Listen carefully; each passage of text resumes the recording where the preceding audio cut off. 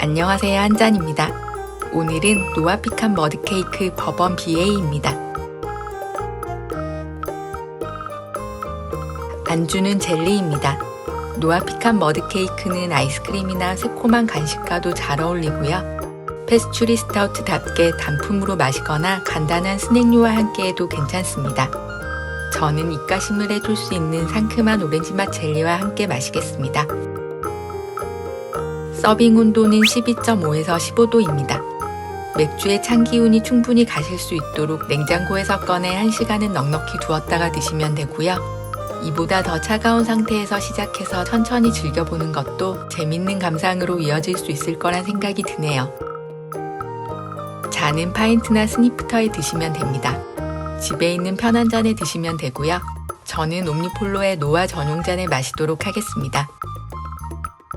스웨덴 옴니폴로의 노아 시리즈, 그 중에서도 노아 피칸 머드케이크 버번 BA입니다. 이 맥주는 노아의 시작인 노아 피칸 머드케이크를 버번 배럴에서 1년 동안 숙성시킨 배럴 에이징 맥주인데요. 채널의 지난 영상인 옴니폴로의 노아 피칸 팬케이크에서 옴니폴로 브루어리와 노아의 시작에 대한 이야기를 시청하실 수 있으니 설명란에 링크를 걸어두고 이야기를 시작하겠습니다. 제가 전 영상에서 옴니폴로는 양조장이 없는 집시 브루어리라고 말씀드렸었는데요. 2021년 스웨덴 스톡홀름 순비베리의 오래된 교회를 인수해 옴니폴로스 쉴까, 그러니까 옴니폴로의 교회라는 이름으로 자사의 양조장과 탭룸을 열었습니다. 그리고 이전에 말씀드렸듯 이 노아 시리즈 맥주들은 창업자 헤노 펜티가 어릴 적부터 꿈꾸던 제빵을 현재의 직업인 양조로 재해석해 이어진 라인업입니다. 이 라인업에는 노아들의 시작이 되는 노아 피칸 머드케이크가 있고요. 지난번에 마신 노아 피칸 팬케이크, 노아 피칸 머드케이크 체스보드 스타우트, 레어노아 에이온, 노아 헤이즐넛 컵케이크, 노아 윌렛 바닐라, 에이온 피칸 머드, 에이온 마지펜 플로트, 더블 에이온 피칸 머드, 에이온 버번 게샤 빌리지, 에이온 버번 스무어스 쉐이크, 비앙카 노아 피칸 스트로베리 머드케이크, 비앙카 노아 피칸 코코넛 라즈베리 머드케이크, 비앙카 노아 피칸 코코넛 블루베리 머드케이크, 비앙카 노아 피칸 구아바 리치 패션 후르츠 머드케이크, 노아 버팔로 플러프, 노아 피칸 머드케이크 블리스 BA, 에이온 버번 베이컨 버거, 노아 피칸 머드케이크 포 로지스 BA. 에이온 버번 브라우니에 이르기까지 진짜 엄청나게 많습니다. 해녹이 이루지 못한 제빵의 한을 양조에서 제대로 풀어낸 것 같은데요. 그런데 여기서 노아가 아닌 에이온이라 이름 붙은 시리즈들도 제가 같이 말씀드렸죠.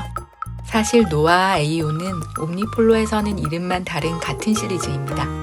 이름을 두 가지로 사용하게 된 건 옴니폴로의 자국인 스웨덴에 노아 포션스라는 에너지 드링크가 있었기 때문입니다.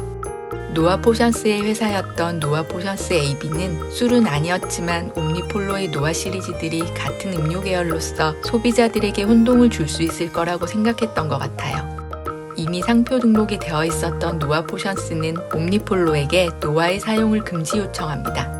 이 때문에 이미 다 만들어진 맥주의 이름을 옴니폴로는 어쩔 수 없이 바꿔버리게 되죠.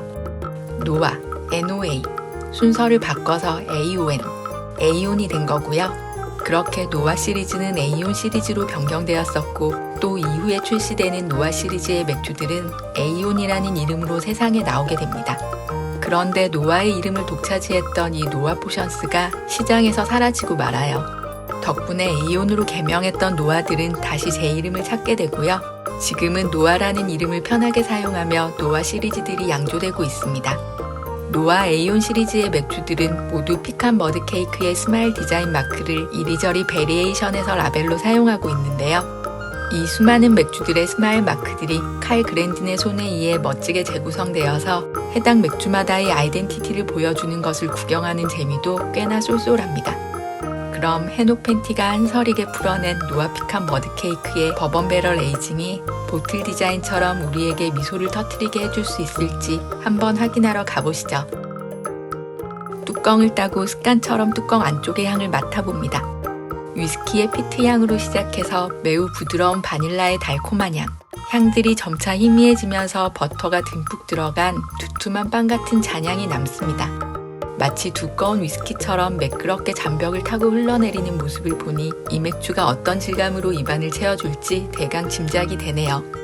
잔을 코앞으로 가져오자 고소하게 볶은 피칸이나 피넛버터, 초코 케이크, 달달한 토피, 건자두와 같은 원주인 머드케이크의 향들이 여지없이 나타납니다. 배럴에이징답게 약간의 오크와 바닐라 향도 깔려 있고요. 역시나 진하게 흘러들어오는 머드케이크의 맛들, 초코 케이크나 잘 볶아낸 피칸, 캐러멜, 초코 퍼즈들이 이 입안에서 달콤하고 진하게 느껴지는데요. 그 다음이 굉장히 재밌습니다. 버번 위스키의 향과 맛들이 마무리에 얹어지면서 이 진한 단맛들을 산뜻하고 향기롭게 끝내주거든요. 위스키의 향기로움이 꽤 많은 비중을 차지하고 있습니다. 그래서 마음에 들기도 하고요. 머드케이크가 워낙에 존재감이 확실한 맥주이다 보니 버번의 느낌이 어설펐더라면 혀끝이나 겨우 건드려보고 지나가는 느낌이 아니었을까 싶은데요. 하지만 다행히도 다른 배럴에이징처럼 맥주와 한몸이 되어서 매력을 발산하는 느낌이 아니라 머드케이크가 버번으로 변신해가는 듯한 과정을 보는 느낌입니다. 사실 아이언맨은 그대로도 멋지지만 수트를 착용하는 씬이 훨씬 더 멋지잖아요. 머드는 머드대로 시작해서 버번은 버번대로 끝나는 디졸브의 과정이 너무 자연스러워서 지켜보는 재미가 굉장한 친구네요. 아무래도 14.5도의 고도수를 가진 맥주이다 보니 한 모금에도 뱃속이 뜨끈해지기 시작합니다. 완전히 추운 겨울, 배는 고픈데 냉장고에 먹고 싶은 게 없을 때를 대비해서 꼭 셀러에 키핑해 두어야 할 맥주 같아요. 춥고 배고플 때 이 머드케이크 버번 한 잔이면 모든 게 해결될 것 같거든요. 진하고 꽤나 달콤한 머드를 배럴에이징한 거라 또 다른 강력함이 더해져서 완전히 부담스러운 그 무언가를 상상할 수도 있으실 것 같은데요. 배럴에이징의 한 스텝이 더 높은 곳을 위해 오른 스텝이 아니라 아예 다른 세상으로 한 발을 떼어다 놓았습니다. 머드가 배럴에이징이 되었다를 보여주는 맥주가 아니고 머드가 배럴에이징이 되기까지를 보여주는 맥주네요. 지난 노아 시리즈의 팬케이크에서는 친구들과 나눠 마셔보는 것도 괜찮겠다고 말씀드렸었는데요. 머드 버번은 혼자 독식하셔도 좋을 듯합니다. 피니쉬에 남는 버번의 향기로움이 머드케이크의 잔잔한 흔적과 뒤섞여서 제법 손이 가는 매력이 있기 때문에 옆자리의 친구가 보이지 않을 것 같아요. 천천히 마시면서 이 향기로움이 사라지지 않도록 계속 자리를 이끌어가고 싶네요. 로맨스 시트콤과 느와르를 넘나드는 이상할 것 같지만 전혀 이상하지 않은 정말 멋진 작품을 감상하는 느낌입니다. 사실 아이스크림과 페어링을 해보고 싶었는데요. 녹은 아이스크림을 보여드리는 좋지 않은 그림이 나올 것 같아서요. 오렌지 맛의 상큼한 젤리로 맞춰봤습니다. 괜찮긴 한데 젤리의 합성향이 좀 거슬리네요. 차라리 진짜 가육이 들어있는 오렌지 푸딩과 함께 마시는 게 더 좋을 것 같습니다. 하지만 지금 맥주가 워낙 마음에 들어서 페어링 푸드의 오게티 정도는 그렇게 신경 쓰이지가 않네요. 마시면서 병과 잔을 보고 있자니 이런 생각이 듭니다.